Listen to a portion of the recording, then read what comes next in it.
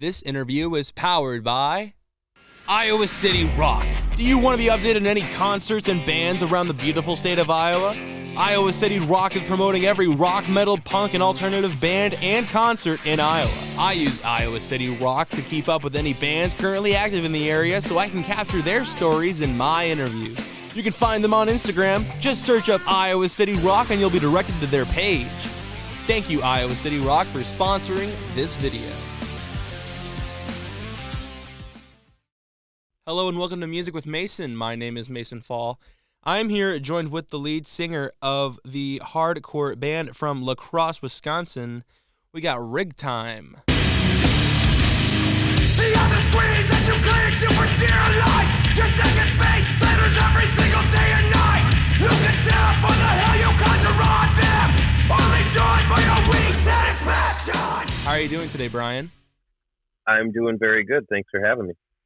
All right, so Rig Time. You guys are going to be soon playing at, I don't know how to describe how to pronounce this word, so bear with me, but it's a $HEA's 18th annual 21st birthday bash alongside Such Creatures Exist by the Thousands, Hardships, and others. So, yeah.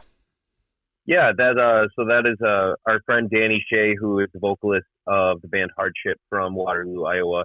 That is his fun way to spell D-Shea. So that's Danny Shea's annual birthday party that we'll be playing on March 23rd, as you said, in Waterloo at the Waterloo Center for the Arts, I believe it is called. We played there last year. It was a really, really cool place, and very, very excited to come back. It was a very packed show, very good vibes. Yeah, all right, right on. So Rig Time is also really well known for their songs Backstab, Clean, and No Faith. So I'm really excited to get into this interview because I really love your music. So thank you very much. So how did you, Brian, get into music, and how did you know this is what you wanted to do? As far back as I can remember, just being, even 3-4 years old, I think I attached everything in my life to music, and music memories and such.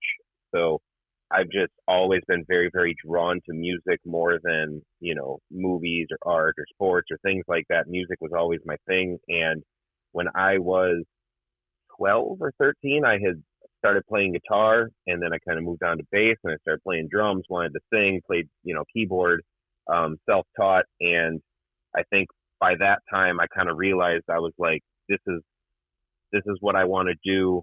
And, tried to dabble around with some bands early on in my teens and early adult years, and finally found some bands that stuck. And then it just kind of went on a roll, and now it is my complete life. That is what I do, is everything has to do with music. So Rig Time is my heart and soul baby project of all the different things I do in music. Yeah, right on. So when we're thinking about you getting into music, did you have any inspirations, like any bands that you really liked getting you into this type of music that you do? I remember, again, just going back to being a really, really young child, I remember, I loved boy bands and pop music, stuff like that was on the radio when I was a kid. And, I just thought it was the coolest thing. And so even just back then, I was like, oh, I want to be a singer or something.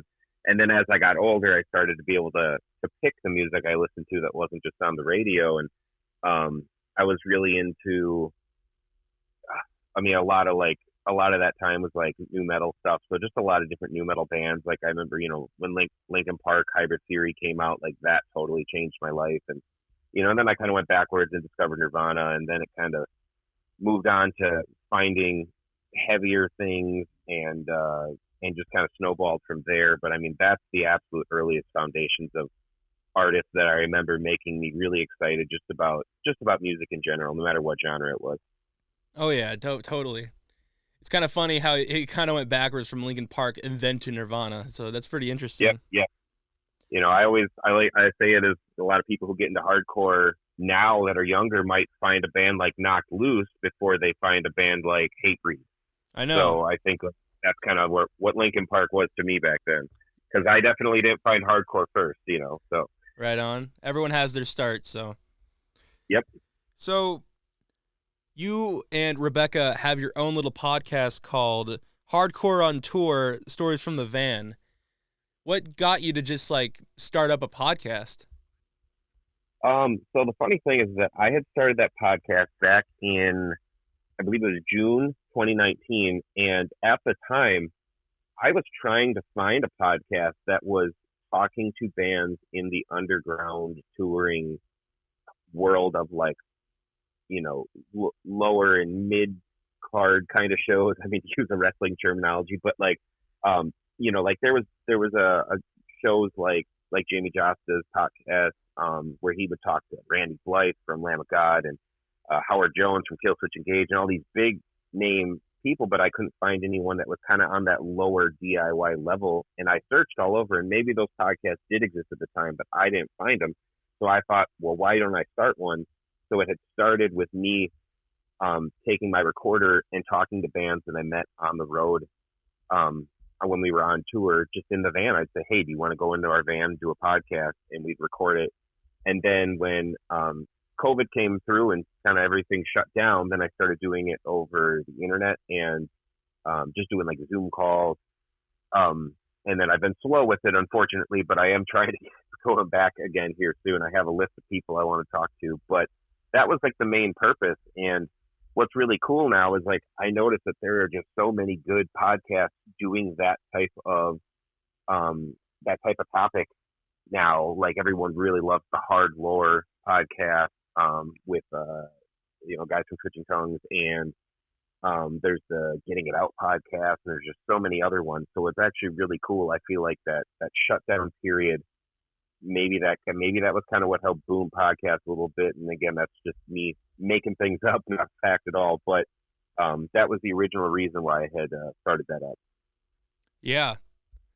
So while we're on the subject of podcasts, does the podcast called Wrestling Moves in the Pit mean anything to you?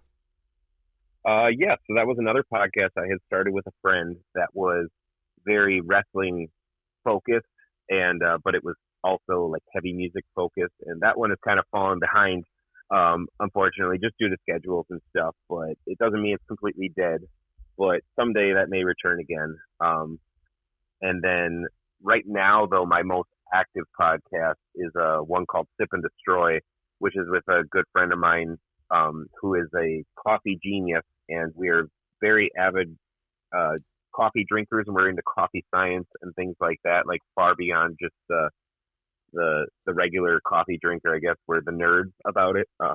But he is also a straight edge hardcore friend. So we kind of talk about specialty coffee, but like really in depth about it. And when we talk about hardcore and just all the things kind of in there. And that one's called Sip and Destroy.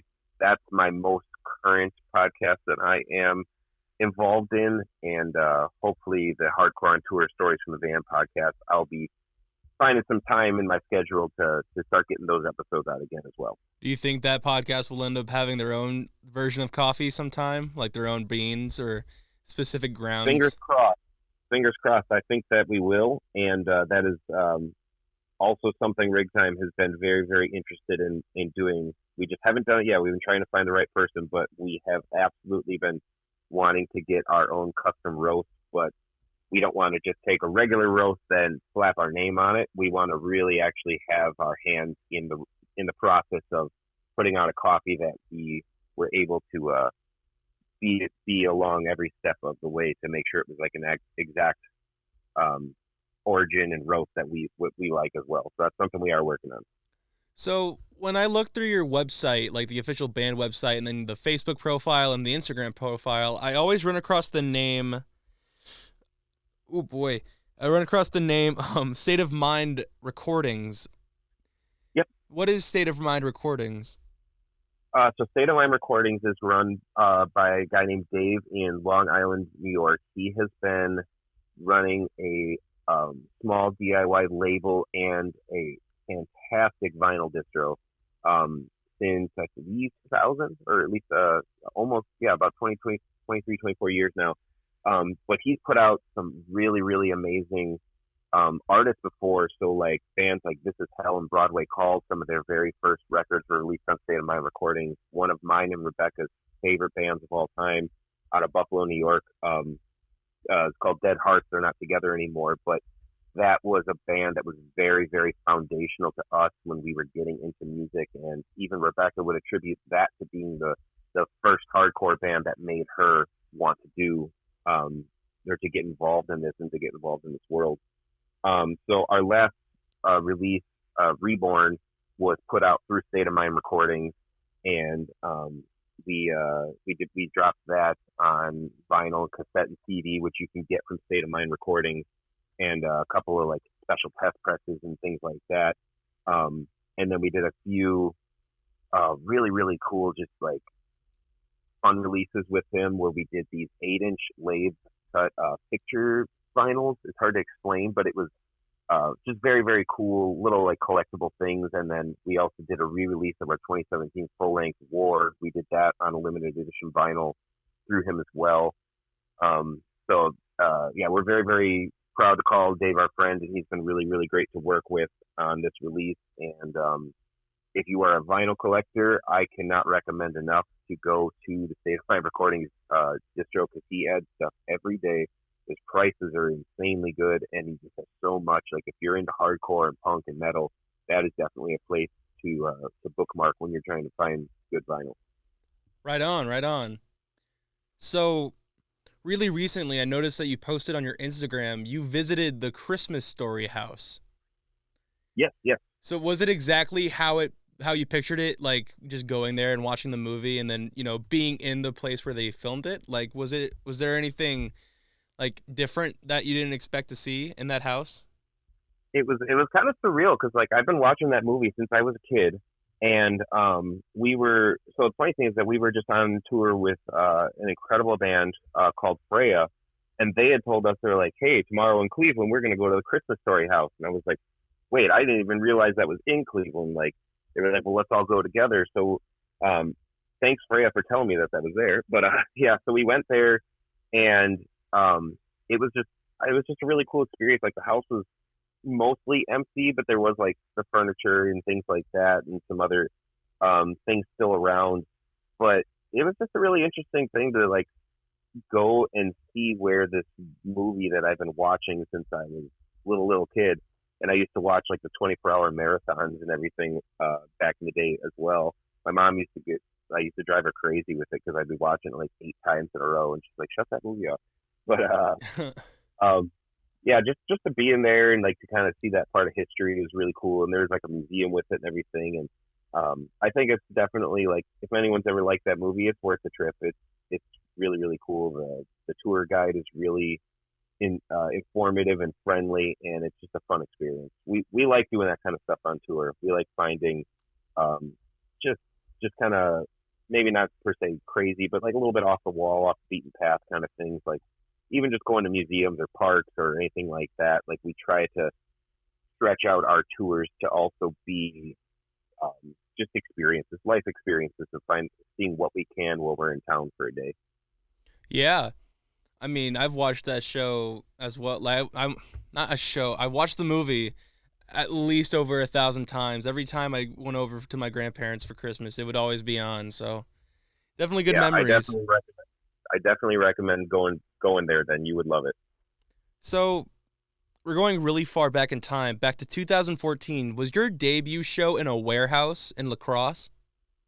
So there used to be a venue here called Warehouse, and that's it wasn't an actual warehouse. That was just the name of it. But yeah, 2014 is when we played our first show. It was on December 26th, day after Christmas, and we were actually just talking earlier. We're coming up on our 10-year anniversary as a band. This summer would be 10 years since we started practicing as this band. So it's kind of crazy to think back to then and to all the things that we have done and all the things we still have yet to do. Yeah, that's just crazy. It's hard to believe that it's been so long, but yeah. Mm-hmm. So this is just a random question, but did you happen to attend North Central Technical College? Oddly enough, I did, actually. I used to live in central Wisconsin, where North Central Technical College is based, and I had went there, and I had earned my Human Services Associate degree, actually.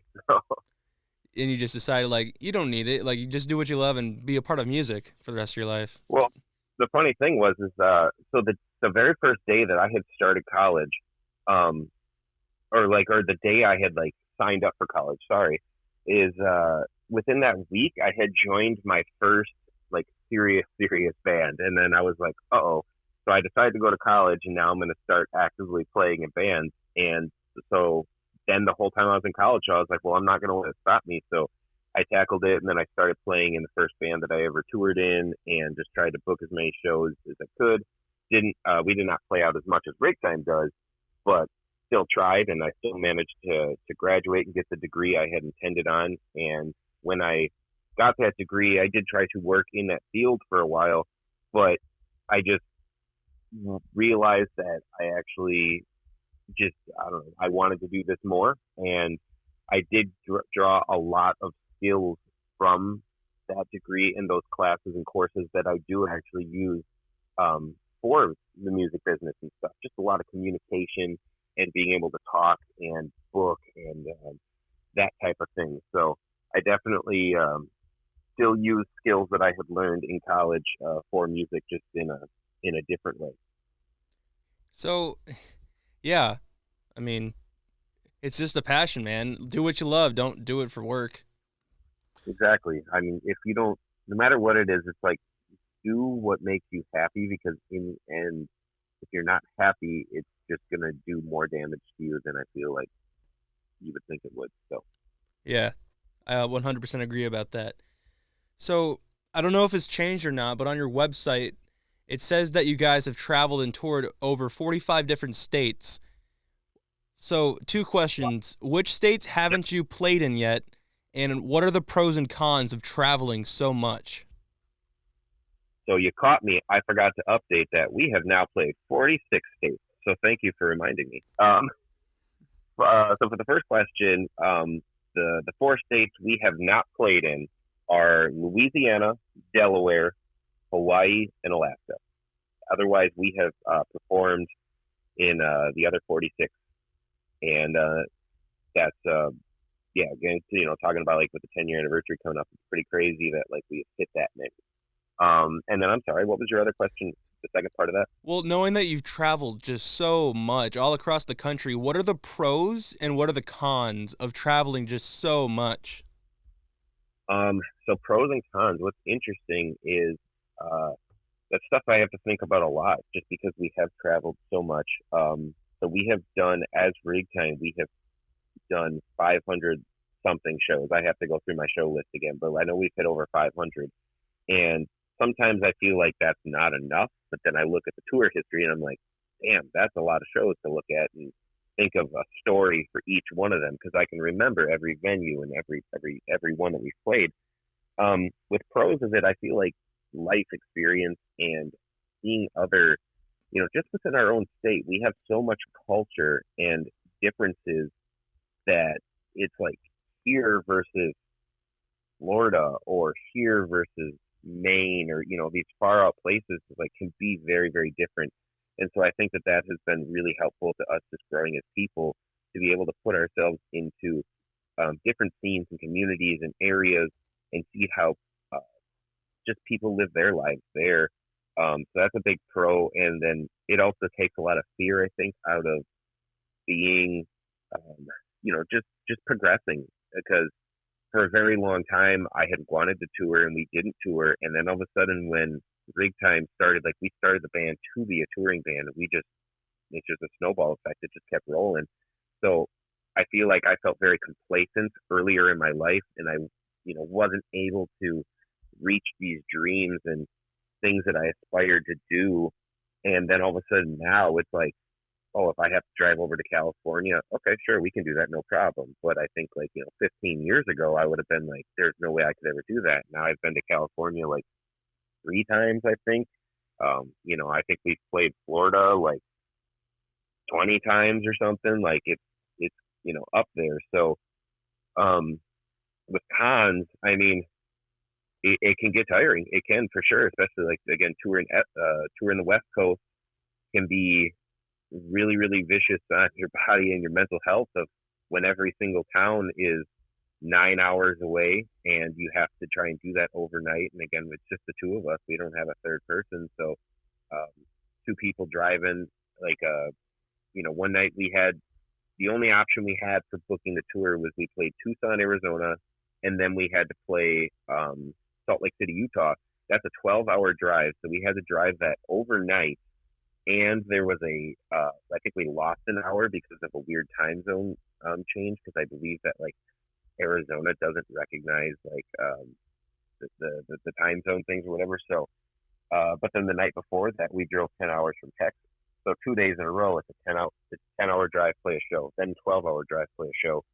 So that kind of stuff can get really, really, really tiring. But in the end, I feel like it's just, there's so many to list, but for us, there's so many more pros than cons. And I think that if there wasn't more pros than cons, we wouldn't still be doing this. And Rebecca and I literally had a conversation today about what we're talking about right now, and we're like, oh hell no, we still have so much more we want to do. We ain't done yet. So. Yeah, so hopefully in the future we will definitely be seeing you guys fly out to Hawaii to do a rig time show, unless you want to take the chance in driving on the water. But I don't think that's going to work well for you. I don't think our van would like that. But yeah, that's definitely our plan. Is we gotta cross off all 50 at some point. So in order to do that, it's like we just have to work harder and build ourselves up enough where it's something that's possible to do. And then beyond that too, like we want to play Europe, we want to play anywhere we can go. I'm absolutely horrified of heights and planes, and if I can book a rig time tour in Europe, that's the only thing that'll get me over there, because that's how much I love what I do and how much passion I have for this. And I used to think I would never ever be on an airplane, but if you book my band there, I will come there and I will play my heart out for you. That's just how it is at every venue, man. You got to play 110%. Absolutely. So, out of every single state you've played in so many different states, so many different times. Which state would you say is your favorite that you've played at so far? I feel like that's probably too easy of an answer for me, but anybody who knows how many times we have played Cincinnati, Ohio, is very aware that that has been almost a hometown to us, that we people thought we're local sometimes. So Cincinnati has treated us very good, and we've made a lot of great friends there over the years. So I think that has been a huge city for helping us just grow as a band. And we played a lot of really, really awesome shows and with a lot of awesome bands there. So I think that is probably got to be the MVP for us. And is there a specific spot in Cincinnati, or is there like another spot somewhere that like holds really close to your heart? So like in Cincinnati, we played a lot of venues. We used to play Q's Dungeon a lot, and we used to play Thompson House, Northside Yacht Club. We played the Mock Bees. We played I can't remember what else, but the last couple of years there's been a venue that our friend has ran called Legends that's been doing a lot of really great shows, and that's mostly where we have played lately. Legends is currently actually doing a fundraising event because they are having some issues with landlords and money and things like that. So if anyone listening is interested in helping out a really hardworking venue that's a very central piece of the Cincinnati scene, if you've ever played Cincinnati and you want to keep going, you can look up Legends Bar and Venue is what it's called, and you should be able to find some more information on that there, because there's a lot of shares out there about it, and I don't have an exact link, unfortunately, but that's been our main spot lately. So this is just a very generic question. I've asked most of my bands and artists this, but if you could have one final meal before you pass away, what would it be? Ooh, I guess this is probably the first thing that came to my mind, but I have been very obsessed with mofongo lately. If you're not familiar with mofongo, it is a Puerto Rican dish that is fried plantains. It's like smashed up with garlic and salt. It's kind of like Puerto Rican plantain mashed potatoes. But a few months ago on tour, I had finally hit a Puerto Rican restaurant in Florida for the first time, and ever since then, it's been my obsession. Where I buy plantains and I make it at home all the time, and I feel like that is like my happy food. So right now, I would definitely say some mofongo would be probably my last meal. Oh man, all right.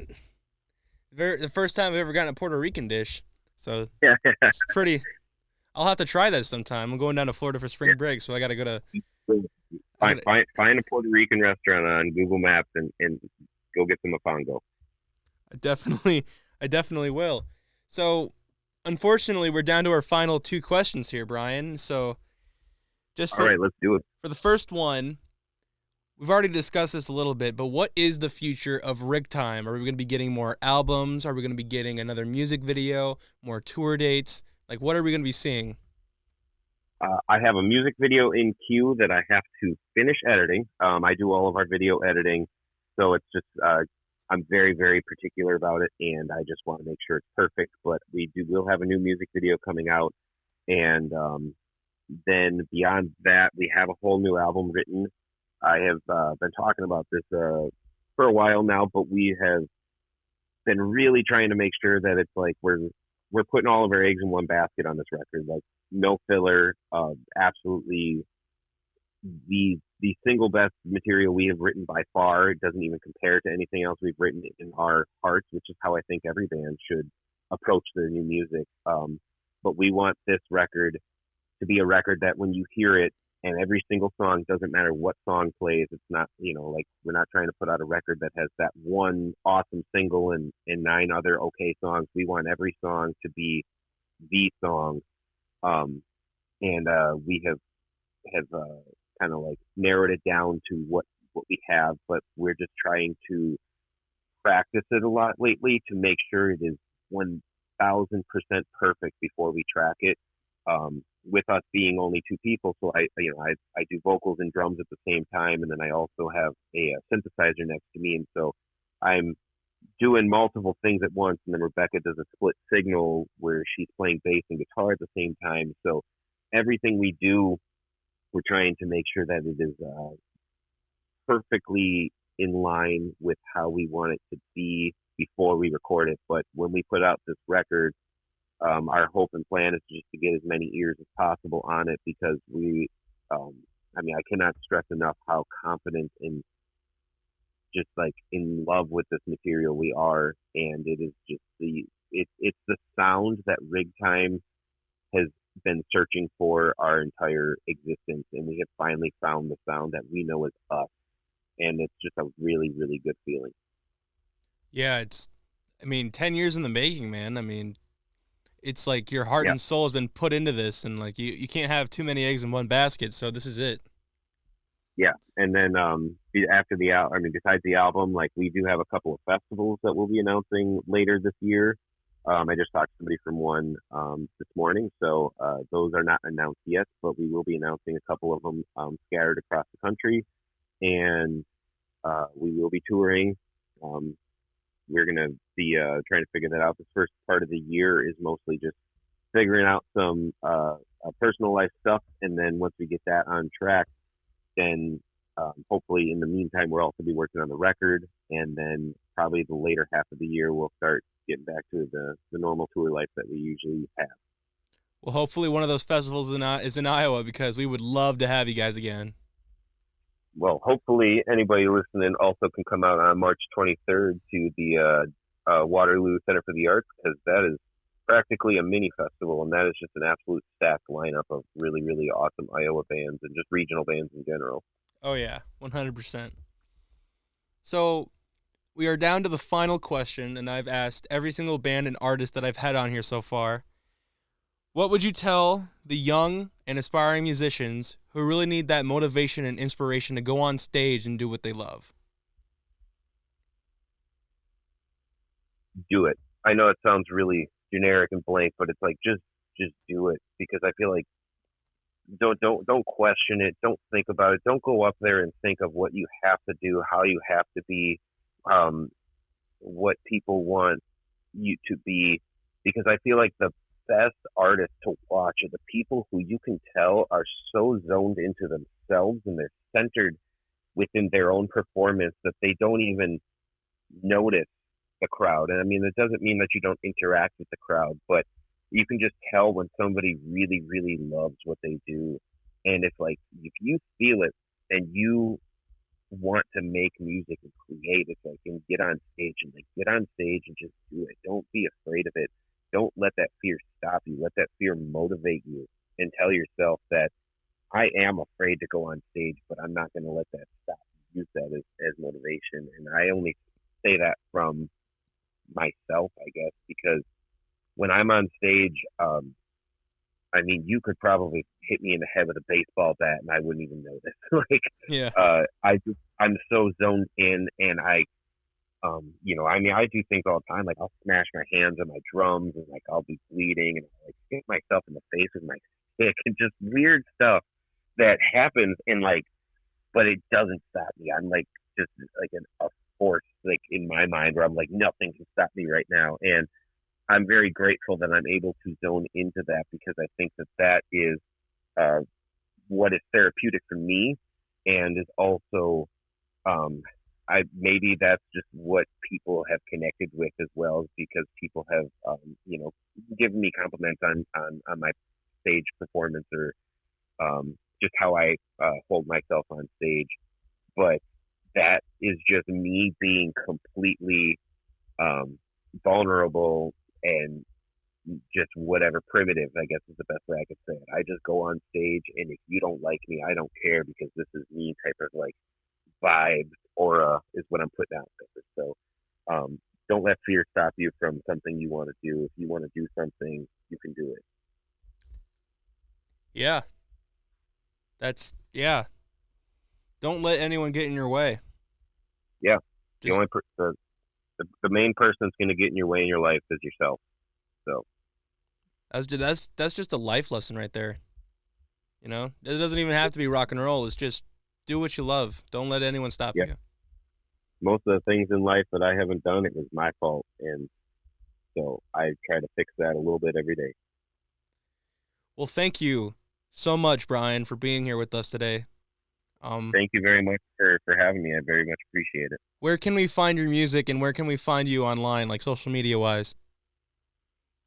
So our website, rigtimeband.com, that has links to everything. But if you are more of an Instagram person, you can find us at rigtimeband on Instagram. Our Facebook is just rigtime, no band on that one. I don't know why, but otherwise we're on pretty much every social media I think that's out there. We're on Snapchat, we're on TikTok, all that stuff. Mostly active on Instagram and Facebook.